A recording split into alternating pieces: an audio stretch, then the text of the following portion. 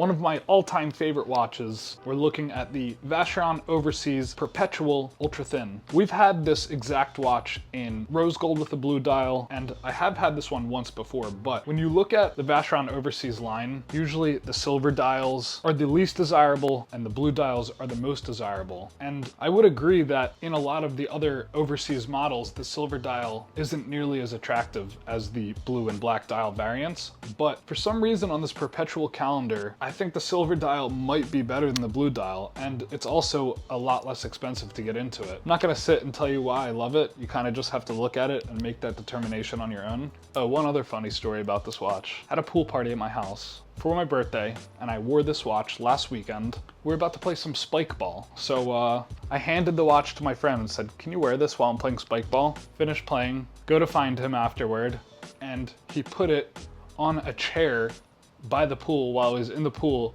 swimming.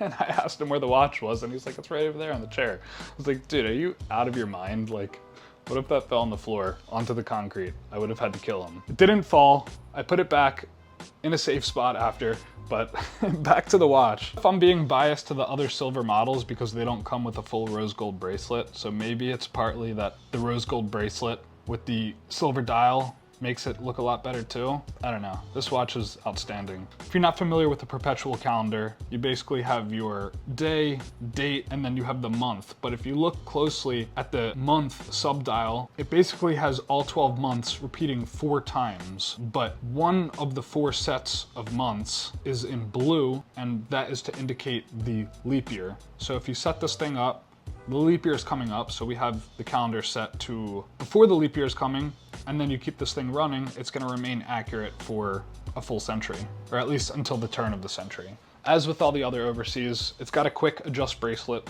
so it comes with some different options. You can put it on the leather strap, or you can put it on the rubber, but me personally, if I owned this watch, I don't know, I feel like I'd just have to rock it on the gold bracelet all the time, because it's just baller. But yeah, one of my favorite models.